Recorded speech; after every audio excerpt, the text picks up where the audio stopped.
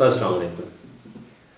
पाकिस्तान में जब भी किसी अलअहदेदार को नामजद किया जाता है तो वो उसमें इतना इख्तलाफ हो जाता है कि बंदा सोचने में मजबूर होता है कि जिसको ये नामजद कर रहे हैं वो अदलिया में हो या पाक फौज में हो, तो वो एक अजीब सी सूरत हाल बन जाती है कि उस पर वो एक ठप्पा लग जाता है कि ये जो साहब आ रहे हैं ये फ़लाँ पार्टी के हमायती होंगे, फ़लाँ शख्सियत के हमायती होंगे। हालांकि बाद में अक्सर उसका रिज़ल्ट उसके उल्ट निकला है। वो चाहे फ़ौज में तैनाती हो या अदलिया में तैनाती हो। मौजूदा सूरत हाल में आप देख लें कि जब काजी फाइज़ साहब आखिरी दिन उनका गुजर गया, वो भी तकरीबन,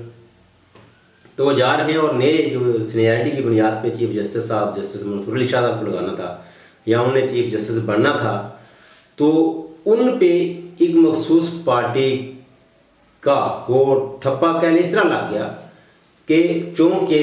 पाकिस्तान तरीके इंसाफ अक्सर उनकी हमायत में बोलती थी, तो ये अज्यूम कर लिया गया कि शायद ये कोई पाकिस्तान तरीके इंसाफ के हमायती जज हैं या उनके दिल में कोई पाकिस्तान तरीके इंसाफ के लिए हमदर्दी है। हालांकि ऐसा नहीं, मेरी कोई कोर्ट रिपोर्टिंग में तजर्बा नहीं, ना मैंने कभी की है, मगर जो भी केस अखबारात की जीनत बनते हैं और उन पे जो फैसले आते हैं और जो हाई कोर्ट से लेकर ये आगे सुप्रीम कोर्ट तक जाता है कि जो भी जस्टिस जो भी जज साहब इस हवाले से फैसला दे रहे हूँ तो वो ज़ाहिर है फिर वो भी अखबारात की जीनत बनते हैं। तो वहाँ मैंने देखा है कि मंसूर अली शाह साहब जब हाई कोर्ट में थे तो वहाँ से लेकर अभी सुप्रीम कोर्ट तक उन्हें हमेशा आयन, कानून, इंसाफ उसकी बालादस्ती के लिए ही कुछ कहा, कुछ काम किया या फैसले दिए। कोई उनके किसी फैसले में ऐसा नहीं कि वो किसी मखसूस शख्सियत के हक़ में हूँ या खिलाफ हूँ, मगर क्योंकि बदकिस्मती से उनके हक़ में ज़्यादातर पाकिस्तान तरीके इंसाफ बोली, और वो भी इस हवाले से कि चूँकि वो मोस्ट सीनियर जज हैं तो उनका हक़ बनता है इस हवाले से। लेकिन पाकिस्तान तरीके इंसाफ का उनके हक़ में बोलना शायद वही उनके लिए सबसे बड़ा मसला बन गया। हालांकि अभी जब काजी साहब को जो आखिरी वो दावतें शावतें देनी होती हैं ना, तो वहाँ मंसूर अली शाह साहब ने इनकार किया, तो अक्सर लोगों के दिल में ख्याल आया होगा कि यार दिन में आया होगा कि शायद चूँकि उनकी सीनियरिटी को मद्देनज़र नहीं रखा गया और उनको चीफ जस्टिस नहीं बनाया गया, और चूँकि काजी फाइज़ के साथ भी उनके कोई अच्छे तल्लुकात शायद ना हों, शायद वाली बात है, तो इसलिए उन्होंने वहाँ जाने से इनकार कर दिया। लेकिन मैं आज ये दुनिया न्यूज़ में ये एक खबर है कि जस्टिस मंसूर अली शाह साहब ने साकिब निसार के जो आखिरी वो रेफरेंस को दुआ इसका अपना जो अलविदाई तकरीब होती है उसमें जहाने से इनकार कर दिया, और वहाँ भी ये कहा था कि चूँकि ये साहब अदलिया में कुछ गैर मुनासिब इक़दाम कर रखे हैं जो अदलिया को नहीं करने चाहिए थे। ये बात आप नून लीग से बेहतर पूछ सकते हैं, क्योंकि उस वक्त नून लीग जस्टिस साकिब निसार साहब पे ये इल्ज़ाम लगाती थी कि ये मौलाना के हमायती हैं, फलां हैं, और ये मुख्तलिफ जो ख़ासकर इनका एक बड़ा जो lower kidney and liver transplant institute है शाहदरा के करीब गालबन,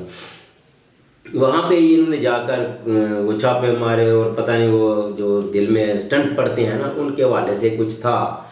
इंडिया कैसे कुछ कोई लेन देन का सिलसिला या कोई डॉक्टर का वो डालने का तरीक़ेकार या उन पे कोई प्राइस का कोई मसला था, तो वहाँ से उन्होंने कुछ डॉक्टर साहब को निकाला था। वो हालांकि वो मियाँ साहब बाहर से लेकर जो वो मोस्ट सीनियर डॉक्टर थे उनको लेके आए थे। तो नून लीग वाले साकिब निसार साहब के बड़े लत्ते लिया करते थे, लेकिन जस्टिस मंसूर अली शाह साहब उन इस वजह से उनकी भी जो अलविदाई तकरीब उसमें शरीक नहीं हुए, और जस्टिस मंसूर अली शाह साहब आज काजी फाइज़ शाह साहब के भी वो जो आखिरी अलविदाई तकरीब उसमें शरीक नहीं हुए। तो इसका मतलब कि जस्टिस मंसूर अली शाह साहब वो किसी एक मखसूस जमात, किसी एक मखसूस बंदे या किसी पार्टी या उनका कोई अपना ज़ाती एजेंडा बिल्कुल नहीं। उनका ट्रैक रिकॉर्ड बताता है कि वो एक इंसाफ पसंद और आयन और कानून की हुक्मरानी करने वाले जज थे। बदकिस्मती पाकिस्तान की कि एक इतना अच्छा जज जो हकदार भी था हर लिहाज से, और उसको सिर्फ इसलिए चीफ जस्टिस नहीं बनाया गया कि शायद ये हमारे मुखालफिन का हमायती है या हमदर्द है। अब किसी के हक में बोलना या किसी की अच्छाई पर बात करना या किसी की बुराई पर बात करना, ये उसके लिए इतना ताना नहीं बन जाना चाहिए कि वो इतने बड़े ओहदों पर जब तैनाती हो रही हो तो ऐसी छोटी छोटी बातें आपके दिल दिमाग में अगर असर रखती हैं तो गालिबन आपको पाकिस्तान की सियासत से आउट हो जाना चाहिए। क्योंकि आप पाकिस्तान की सियासत का सवा सत्यानाश कर रहे हैं और पाकिस्तान को, पाकिस्तानी कौम को एक अजियत से गुजार रहे हैं। और शायद सियासतदानों की इन्हीं काम अकलियों बेवकूफ़ियों की वजह से आज हम इस नैज पर पहुंच चुके हैं कि जहां कुछ भी हमारे पल्ले नहीं रहा, ना मुआशी तौर पर, ना इखलाकी तौर पर, ना समाजी तौर पर। और आज हम ये जो गली मोहल्ले का जो तर्ज़े सियासत है उसको हम कौमी सतह तक वो अपना रहे हैं। हालांकि कौमी सतह पर जो तैनातियाँ होती हैं उनमें इस तरह की बातों को मद्देनजर बिल्कुल नहीं रखना चाहिए। हाँ, उस बंदे का सिर्फ आप ट्रैक रिकॉर्ड देखें, और मेरा ख्याल है अगर आप बिल्कुल एक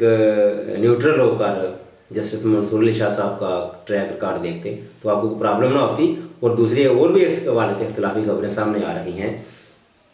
कि मौलाना फजल रहमान साहब को ये यकीन दहानी कराई गई थी कि जस्टिस मंसूर अली शाह साहब ही चीफ जस्टिस तैनात होंगे,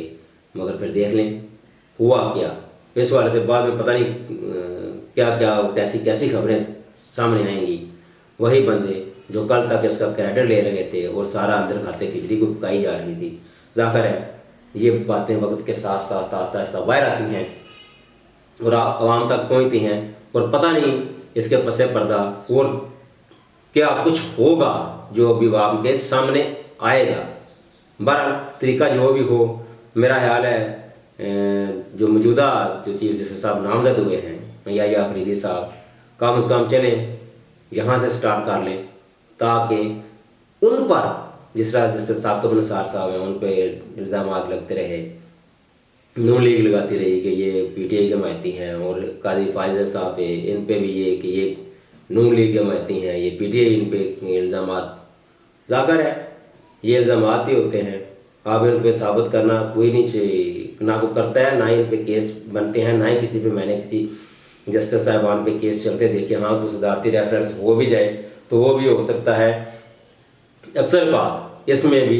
वो फारग हो जाता है, वो या कोई जज वगैरह जो जिस पे इल्ज़ाम होते हैं वो रिटायरमेंट ले लेते हैं। यानी दोनों तरह के मिसालें हैं, कुछ ने रिटायरमेंट ले ली वक्त से पहले और कुछ के ख़िलाफ़ जो कुछ आया भी सदारती रेफरेंस हो वैसे ही ख़त्म हो गया। ये इतने बड़े उहदों पर होता कुछ नहीं, बस एक वाम को धोखा देने के मुतरादिफ ही है। पाकिस्तान की जितनी भी एग्जेक्टिव पोस्टें हैं सियासतदानों के अलावा उनके खिलाफ अगर कुछ हुआ भी है तो वो भी वक्ती तौर पर हुआ है, वो 1 साल 2 साल 4-5 साल के लिए, बाकी वो सिलसिला इस तरह चलता रहा है। शायद इसकी वजह कि इसके पीछे नाइंसाफ़ी, आयन और कानून की हुक्मरानी का ना होना है, और इसके पीछे जो वजह है वो यही है कि जब किसी पे हर जज जनरल पे ये ठप्पा लग जाएगा कि ये एक मखसूस जमात का है, एक मखसूस जमात से तल्लक रखता है या एक मखसूस जमात का महती है, तो फिर नताइज उसके सेम ही निकलेंगे। वो चाहे जनरल बाजवा इमरान का महती और बाद में मुखालफ, चाहे आज मौजूदा साहब जो हैं वो उन पर भी मौजूदा हुकूमत की पुश्तपनाही क्या, कल को क्या होगा, कल को आने वाला क्या करेगा। तो तारीख से सबक हासिल किया को नहीं किसी ने, और लगता भी नहीं कि ये अगले 15-20 सालों तक तो सबक हासिल करेंगे भी। हाँ, हो सकता है जो मौजूदा सिस्टम में जो लोग अभी बहुत ज़्यादा ऊपर नहीं गए, वो अपना तरक्की करते करते कहीं चले जाएं अगले 10-15-20 सालों में, तो ये इदारे शायद बेहतरी की तरफ चले जाएं। इसलिए नहीं कि उनको अक्ल आ जाए, इसलिए कि वही वक्त के थपेड़ों के साथ साथ वो जितना कुछ सुलझाव आता है। लेकिन समझने में और वक्त के साथ साथ परवान चढ़ने में और आपकी जो अपने अंदर अखलाकियात की बुनियाद पर जो आप किरदार साजिश होती है उसमें बड़ा फ़र्क होता है। वो चाहे बंदा अपना किरदार इतना बुलंद करके कुछ कर ले और चाहे वक्त के साथ धक्के खाता खाता कहीं चला जाए। बहरहाल मौजूदा सूरत हाल आपके सामने है। इस तैनाती के हवाले से भी बहुत सारी बातें आएंगी सामने यकीनी तौर पर, और कुछ आना शुरू हो गई हैं, लेकिन ये हर किसी का अपना जायज़ जनरल वाली बात, इसे जितनी जल्दी जान छुड़ा लें ये बेहतर होगा, वरना ये मुल्कों को हमको ले डूबेगा सिलसिला। तब के लिए इतने, अल्लाह हाफिज़।